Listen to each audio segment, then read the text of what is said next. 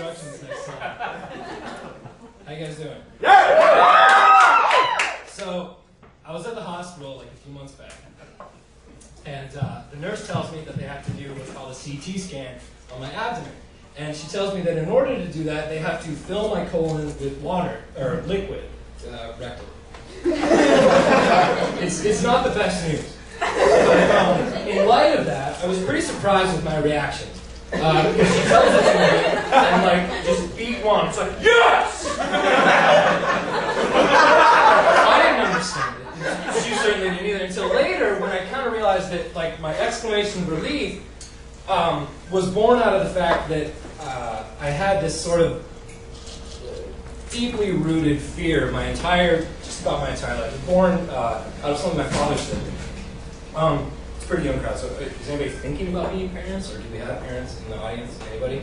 Well, it's freaking awesome. What I would tell parents if they were here is to lie to your children. You need to lie with abandon and hide everything you could possibly hide. Because my father didn't do this, you see. So you run into problems. Like the time I left the house as a kid, and I was going to the pediatrician's, and I was going to get my checkup, and I say, bye, Dad. And Dad says, have fun. Hey, remember, when you get older, the doctor has to put his finger in your butt and check for a prostate, and that's no fun. What do you do with that when you're 9? You certainly can't look the pediatrician in the eye anymore. No matter how many sugar-free lollipops you get. Anyway, so I'm at the hospital now, and I'm going to face this whether I want to or not. So the nurse carts me down to radiology. And I meet the technician. And the technician is kind of a poster child for like good, old-fashioned Confederate breeding. And his name is Preston, and I know his name is Preston because when I get there, he looks directly in the nurse's eyes and he goes, hey Judy, what's up? Hey, listen, if you ever need any imaging done on those breasts, you just let me know. Preston! Alright, maybe next time. I don't think I should be here. You're Tyler Shelton, right? No, it says so on your bracelet. That is a clerical error. Listen, buddy, I know how you feel, and it's natural. But you need to understand that I'm a professional. I got certified to do this last semester at my community college. So I'm not, consoled. And he leads me into the room where they do the imaging. And he starts to prepare the device. And I'm trying to stall for time, just to like prolong my dignity a little bit. And I said, so, Preston, how long did it take you to get certified? Oh, just 1 semester, but I'm still going to the school. Why is that? Hell, boy, I'm not really a radiologist. I mean, that's what I do, but that's not what I am. I really hope that I don't. Boy, what I am is a motorcyclist and an academic. Are there more of you? Well, just a few.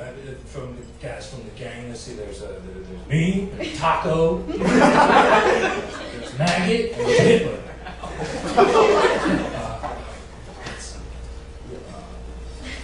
What do you study? And he looks me dead in the eyes, holding an enormous rubber penis. And he says, women's issues. So he tells me to bend over.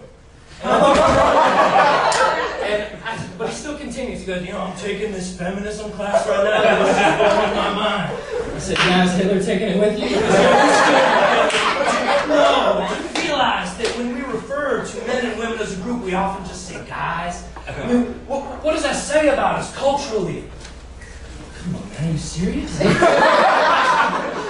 Excuse me? Well, I mean, for one thing, this whole, second generation feminism thing is, totally outmoded. Is that a fact?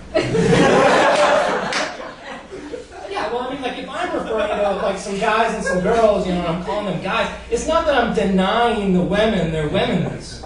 It's a matter of efficiency. It's kind of a cultural shorthand that we know what we mean. Listen, buddy, I don't think you can. Furthermore, if a girl really feels impressed because I didn't go out of my way to acknowledge her vagina. I think her real problem, truly, is that she's, allowing me to dictate her own self-worth to her, and that's not a women's problem, that's a personal issue. So yeah, I mean, forgive me if I don't really, identify with the current so-called women's movement. Well, you're about to, and he shoves me